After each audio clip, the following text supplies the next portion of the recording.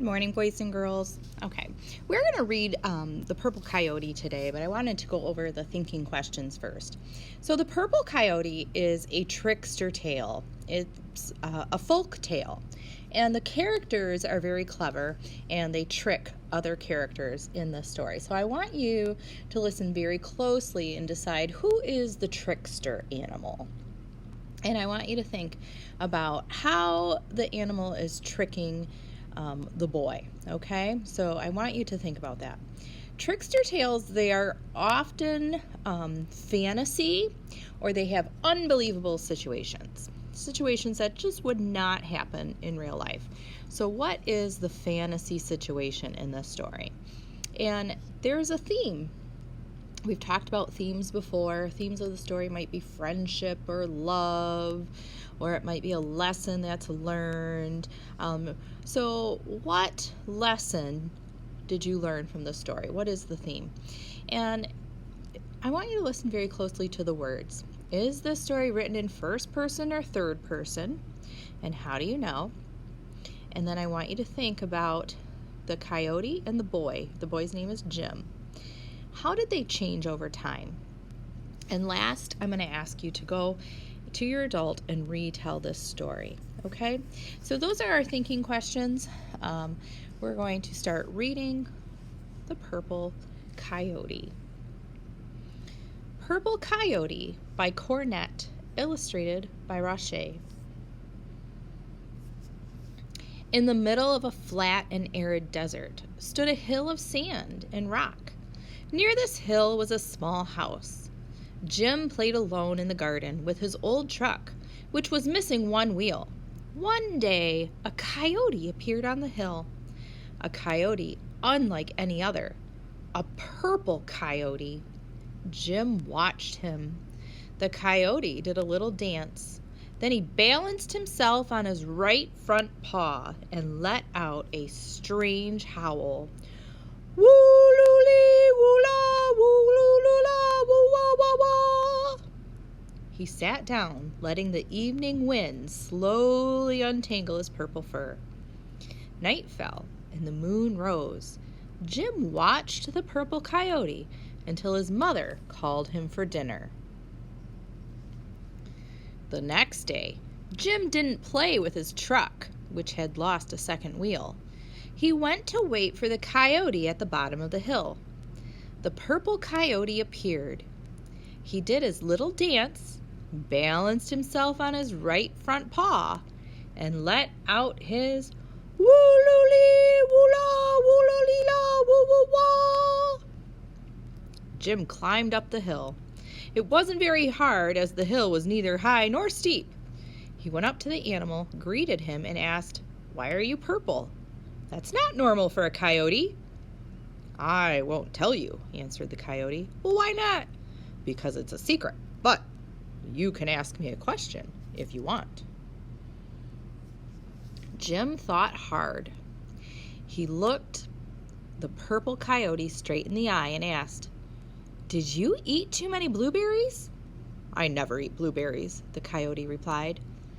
Every afternoon, the purple coyote returned to the hill, did his little dance, balanced himself on his right front paw, and howled, "Woo-loo-lee, woo-la, woo-la-la-la, woo-woo-wah." Every afternoon, Jim joined the coyote, greeted him, and asked him a question. "Did you put purple dye on your fur?" "No," answered the coyote. "Were you born purple?" "No." "Did you catch purpleitis?" "No."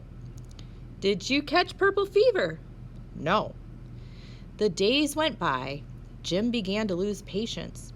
"I don't care if I find out why you're purple," he shouted at the coyote. In his anger, he thought about not coming up the hill anymore, but his curiosity was too strong. "Tell me, instead, why do you dance, and why do you howl in that funny way?" he asked. The coyote smiled. "That's my second secret," he said. Jim tried very hard to keep calm. He acted as though he didn't care.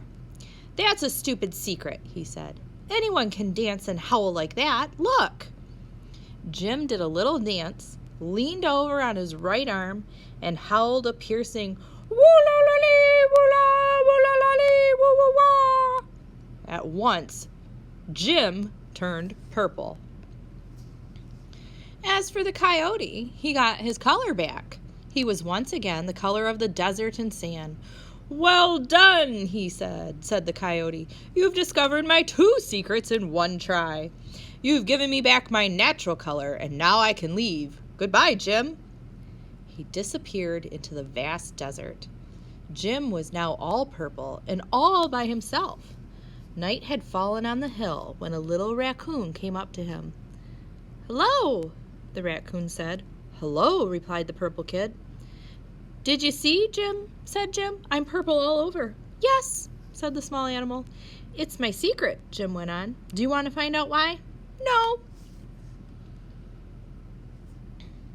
So boys and girls, now we're at the thinking questions. So this is definitely a trickster tale. How does the coyote trick the boy? Right, the coyote lures him in with curiosity, doesn't he? He does the dance and stands on his hand and does the howl. And the boy is just curious for why he does that. And then when he asks, he doesn't tell him. Trickster tales often involve fantastic or unbelievable stories. What is the fantasy situation in this story? Well, first of all, what is completely unbelievable? Exactly. Coyotes are not purple, and people do not turn purple, right? That is it. And then the animal's talking. So we have a talking animal in this story. What do you think the lesson is learned? Well, boys and girls, there's an old saying that curiosity kills the cat. And it means that you should mind your own business, right? When you get curious and you start poking your nose around into things that you have no business poking your nose into, you can get hurt, or in this case, turn purple. When you looked at those words and you heard the story, was it written in first person or third person? Well, as I think back to the story, I didn't hear the word I or me anywhere, so it cannot be first person. Instead, they used him, he, Jim, the coyote. This is written in third person. It's someone else telling the story. What about the interaction between Jim and the coyote? What changes? Well, first of all, they're kind of apart, aren't they? Then curiosity draws Jim toward the coyote. And he really wants to know who he is. And he's very, very curious. And the coyote's kind of standoffish, right? And then all of a sudden, the boy gets very frustrated. His mood changes. And he does the little dance, stands on his hand, howls, and he turns purple. And the coyote, all of a sudden, he's happy. He's like, "Hey, you learned my secret. See ya."